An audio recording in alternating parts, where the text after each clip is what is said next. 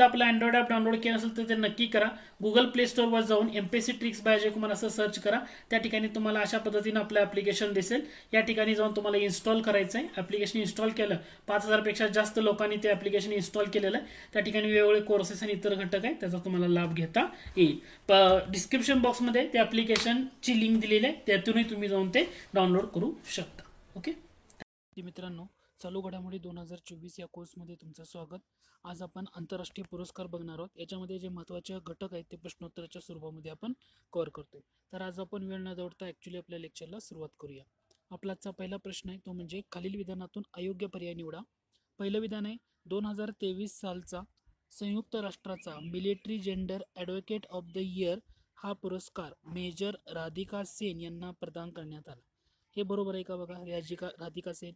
तर पहिलं विधान हे डेफिनेटली काय असणार आहे, बरोबर आहे की संयुक्त राष्ट्राचा कोणता पुरस्कार आहे, military gender advocate of the year. तर हे पहिलं विधान बरोबर आहे. दुसरं विधान बघा, संयुक्त राष्ट्र शांती रक्षक म्हणून कांगोमध्ये काम करताना महिला आणि मुलींसाठी केलेल्या कार्याला हा पुरस्कार देण्यात आला. बरोबर आहे का? तर हे डेफिनेटली बरोबर आहे. संयुक्त राष्ट्र शांती रक्षक म्हणून कांगोमध्ये काम करताना केलेल्या कार्याला देण्यात आला. तिसरं विधान बघा, 2016 मध्ये या पुरस्काराची स्थापना करण्यात आली. तर हे विधान इथं चुकीचं आहे, कारण हा जो पुरस्कार 2016 मध्ये, एक मिनिट, हा 16 मध्ये आहे का? हा, हे विधान बरोबर आहे. 2016 मध्येच या पुरस्काराची सुरुवात झालेली होती. 2016 हे सुद्धा बरोबर आहे यामध्ये. आणि या सन्मान मिळवणाऱ्या या पहिल्या भारतीय सैनिक आहेत. इथं मात्र हे विधान चुकीचं आहे, कारण ह्या सन्मान मिळवणाऱ्या ह्या कितव्या भारतीय आहेत, तर शांती सैनिक दुसरी आहेत. पहिल्या कोण होत्या, तर पहिल्या होत्या मेजर सुमन गवानी. यांचं नाव लक्षात ठेवा. पहिल्या कोण होत्या? सुमन गवानी या काय होत्या, पहिल्या होत्या. त्यामुळे इथं तुमचं काय असणार आहे, पर्याय क्रमांक 4 हे तुमचं चुकीचं असणार आहे. पुढील प्रश्न बघा, तुम्हाला 4 विधानं दिली त्यांनी योग्य पर्याय निवडा असं म्हटलंय. पहिलं विधान आहे डॉक्टर पौर्णिमा देवी बर्मन यांना व्हिटली गोल्ड अवॉर्डने सन्मानित करण्यात आले. डेफिनेटली बरोबर आहे. हे नाव खूप महत्वाचं आहे बरं का, पौर्णिमा देवी बर्मन. आणि कोणता पुरस्कार आहे? Whitley gold award. पुरस्काराचं नाव काय? व्हिटली गोल्ड अवॉर्डनं सन्मानित करण्यात आलं. दुसरं विधान बघा, डॉक्टर पौर्णिमा यांना हरगिला म्हणजे पक्षाच्या पांतळ अधिवासाच्या संवर्धनाच्या प्रयत्नासाठी, ओके, हरगिला पक्षाचं पांतळ अधिवास याच्या संवर्धनाचा प्रयत्न जो केलाय त्याच्यासाठी पुरस्कार दिलाय. हे सुद्धा विधान बरोबर आहे. याआधी 2017 मध्ये त्यांना 2017 मध्ये व्हिटली पुरस्कार मिळाला होता. आता कोणता मिळाला आहे? Whitley gold award. या अगोदर त्यांना कोणता मिळाला होता? व्हिटली पुरस्कार मिळाला होता. कधी? 2017 मध्ये. हे सुद्धा बरोबर आहे.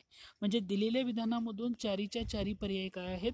बरोबर आहे. मग आता सगळं पाहिल्यानंतर तुम्हाला एवढं माहित पाहिजे त्यांना कोणता अवॉर्ड मिळाला आहे? Whitley gold award.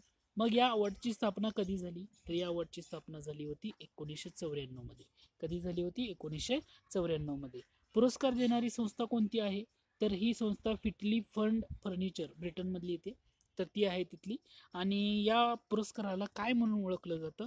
तर याला ग्रीन ऑस्कर म्हणून सुद्धा ओळखलं जातं. काय ओळखलं जातं? ग्रीन ऑस्कर म्हणून सुद्धा ओळखलं जातं. लक्षात आलं? म्हणजे पर्याय क्रमांक 4 हे तुमचं काय असायला पाहिजे? अचूक उत्तर असायला पाहिजे.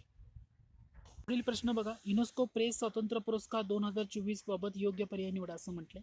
पहिलं विधान आहे 2024चा युनेस्को प्रेस स्वातंत्र्य पुरस्कार गाझापट्टीमध्ये पत्रकारिता करणाऱ्या पॅलेस्टिनी पत्रकारांना मिळाला. बरोबर आहे का?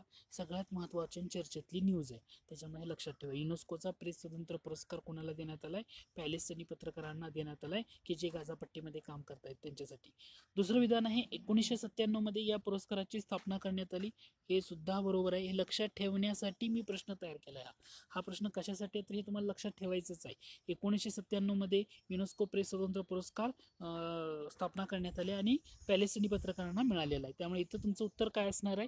या ठिकाणी तुमचं उत्तर असणार आहे दोन्ही विधाने बरोबर आहेत, चुकीचं कोणतंच नाहीये. प्रश्न क्रमांक 4, आंतरराष्ट्रीय बुकर पुरस्कार 2024 बाबत तुम्हाला योग्य पर्याय निवडा असं म्हटलंय.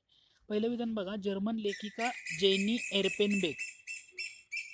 पहिलं विधान बघा, जर्मन लेखिका जेनी एरपेनबेक आणि अनुवादक मायकल हाफमन यांना कैरोस या पुस्तकासाठी मिळाला. हे दोन्ही नाव महत्वाचे आहेत, कारण हे जे जेनी एरपेनबेक आहेत ना, कोणत्या देशाचे आहेत ना, हे खूप महत्वाचं आहे. जर्मन लेखिका आहेत, हे खूप खूप महत्वाचं आहे. इथं फोकस करा. जर्मन लेखिका जेनी एर्पेनबेक आणि त्याचे अनुवादक कोण आहेत मायकल हाफमन यांना कैरोस या पुस्तकासाठी मिळाले. पुरस्कार कोणता आहे बघा, आंतरराष्ट्रीय बुकर आहे. नुसतं बुकर म्हटलं तर ते वेगळा पुरस्कार येतो, नुसता बुकर पुरस्कार म्हटलं तर वेगळा येतो, आंतरराष्ट्रीय बुकर पुरस्कार म्हटला तो वेगळा आहे. हे लक्षात ठेवा, दोन्ही एकाच संस्थेकडनं दिले जातात पण याच्यामध्ये फरक आहे. हा पहिला घटक लक्षात असू द्या.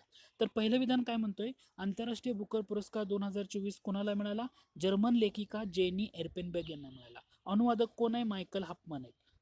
पुस्तक कोणतं आहे, कैरोस हे नावाचं पुस्तक आहे. पहिलं विधान बरोबर. आता इथून पुढचं विधान सगळ्यात जास्त महत्वाचं आहे, ते म्हणजे या ज्या जेनी एर्पेनबेक आहेत ना, तर या पुरस्कार प्राप्त पहिल्या जर्मन व्यक्ती ठरले.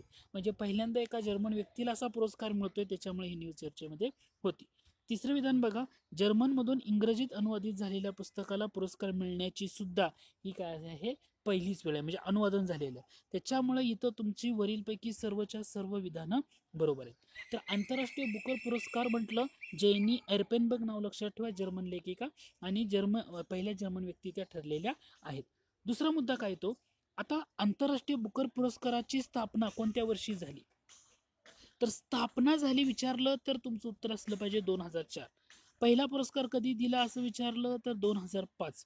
हे दोन घटक तुमच्या इथं लक्षात असू द्या. आता या अगोदर ना हा पुरस्कार जेव्हा सुरुवात झाली, याची स्थापना झाली ना, तर हा दोन वर्षांनी दिला जात होता, 2 वर्षांनी जेव्हा स्थापना झाली तेव्हा. परंतु 2016 पासून असं ठरवण्यात आलं की हा पुरस्कार आता दरवर्षी दिला जाणार आहे. 2016 साली काय ठरवण्यात आलं, तर हा पुरस्कार आता दरवर्षी दिला जाणार आहे. ओके, हा एक मुद्दा तुम्ही इथं लक्षात ठेवू शकता. मग प्रश्न असा उरतो, बुकर पुरस्काराची स्थापना कधीची आहे, तर बुकर पुरस्काराची स्थापना ही 1969ची आहे. बरं, आंतरराष्ट्रीय बुकर पुरस्कारामध्ये पुरस्काराचं स्वरूप किती आहे, 50,000 रुपये, 50,000 पाऊंड, हजार रुपये नाही, 50,000 पाऊंड करन्सी, त्याच्यामध्ये त्याचं स्वरूप आहे. आणि दुसरं म्हणजे पुरस्कार देणारी संस्था ही क्रॅकस्टार्ट ही नवीन संस्था आहे. पहिलं मॅन बुकर पुरस्कार असं म्हटलं जायचं, कारण मॅन हा ग्रुप आहे ना, त्या ठिकाणी काय करत होता, त्याला फंडिंग करत होता. 2019 पासून काय झालं, तर मॅन ह्या ग्रुपनं फंडिंग करणं थांबवलं, त्यामुळे त्यांचं नाव तिथून काढून टाकण्यात आले.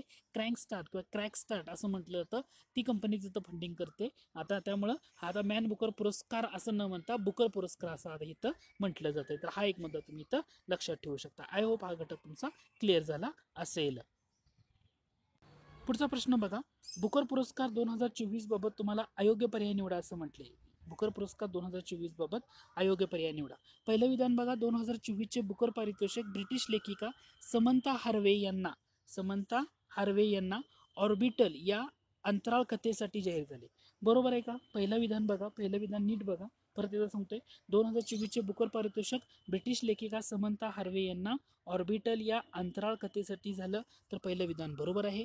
अंतराळाविषयी लेखन असणारे बुकर पारितोषिक विजेते हे पहिलंच पुस्तक आहे, कारण अंतराळाबाबतचा सध्या चर्चेतला मुद्दा आहे ना अंतराळाचा, तर हे पण लक्षात घ्या.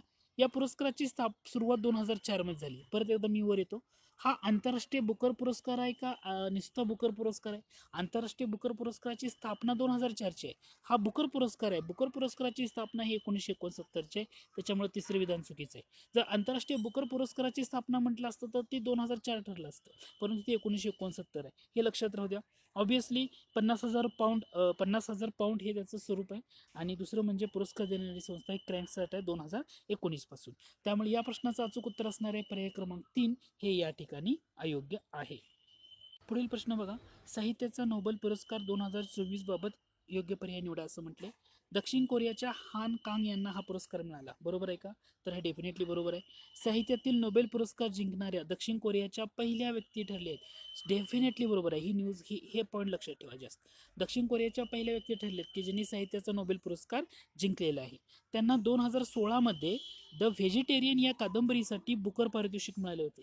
ओके, ह्या साहित्याचा नोबेल पुरस्कार विजेत्यांना 2016 मध्ये द व्हेजिटेरियन ही कादंबरी आहे याच्यासाठी बुकर पारितोषिक मिळाले. कोणाला? हान कांग यांना. हे सुद्धा विधान या ठिकाणी बरोबर आहे. इथं तुम्ही कन्फ्युजन करून घ्यायचं नाही. ठीक आहे. आता बाकी जे नोबेल पुरस्काराचे जे विजेते आहेत ना, त्याच्यावर आपण एक ट्रिक बनवून शेवटचा एक आपल्या कोर्समध्ये रिव्हिजनमध्ये असे घटक असेल, चालता बोलता रिव्हिजन हा घटक, त्या ठिकाणी मी तो पॉईंट टाकेल की सगळे नोबेल पुरस्कार विजेते ट्रिकच्या स्वरूपात कसे लक्षात ठेवायचे. ठीक आहे. तर इथं तुम्ही एवढं घटक या ठिकाणी लक्षात घेऊ शकता आणि तो नोबेल पुरस्कार डिटेलमध्ये चालता बोलता रिव्हिजन या भागामध्ये कव्हर केला जाईल. थँक्यू.